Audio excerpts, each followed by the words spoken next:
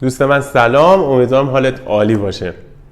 توی این ویدیو میخوام در مورد اینورترهای اینوت سری GD20 باهاتون صحبت بکنم.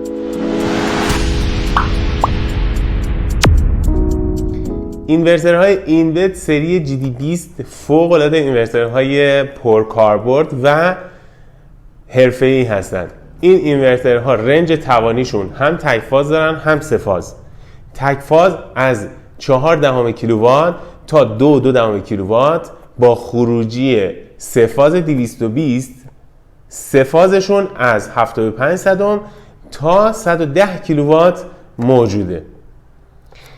قابل توجهی که بهتون بگم تا رنج 2.2 کیلووات کیپد جدا شونده نداره، اما اینجا برای شما یه سوکت شبکه قرار دادن که همون کیپد سری GD10 رو که توی ویدیوهای قبلی بهتون گفتم به اینها ست میشه. با قاب میتونید روی درب تابلو بذارید و با کابل شبکه ارتباط بدین و تا رنج 2.2 کیلوواتش میتونید کیپد جدا شونده سری GD10 رو هم به این سری اینورترها وصل بکنید. اما از 4 کیلووات به بالاترش که تا 110 کیلووات باشه کیپدشون جدا میشه و دقیقاً مانند کیپد سری GD10 که توی اون ویدیوهای قبلی بهتون نشون دادم. یونیت ترمز داخلی دارن. یه نکته خیلی مهم که اینو حتما باید بدونید، تا رنج 30 و 37 کیلووات سری GD20 دارای یونیت داخلی ترمز هستش. یعنی شما اگر که 22 کیلوواتش رو بگیرید، 30 کیلوواتش رو بگیرید، 37 کیلوواتش رو بگیرید، دیگه نیازی نیست در اپلیکیشن هایی که نیاز هست مثلا مقاومت ترمز براش بذارید، دیگه یونیت ترمز مجزا براش خرید بکنید. تا رنج 37 کیلووات یونیت ترمز داخلی داره. این رنج این سری مخصوص کاربری‌های سنگین تولید شده.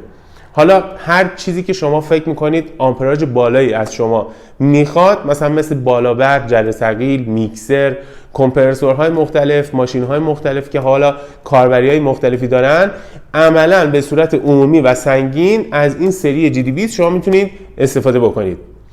یه نکته بازم قابل توجه بهتون بگم که در مورد فرکانس این اینورتر هست. فرکانس سری‌های GD20 اینوت تا 3200 هرتز باز میشه. اما اینو بهتون بگم که در اپلیکیشن هایی که نیاز هست فرکانس بالا استفاده بکنید باید با دفتر ما هماهنگ بکنید که ما به صورت نرم افزاری اون فرکانس رو برای شما افزایش بدیم. این سری GD20 دارای مود کنترلی VFM و وکتور کنترله. از ورودیاش اگه بخوام بهتون بگم، ورودیای دیجیتال 4 تا ورودی دیجیتال داره، یک دونه خروجی دیجیتال داره، یک دونه ورودی پالس داره، یه دونه 2 تا ورودی آنالوگ داره، 2 تا خروجی آنالوگ داره، 2 تا رله هم به شما میده.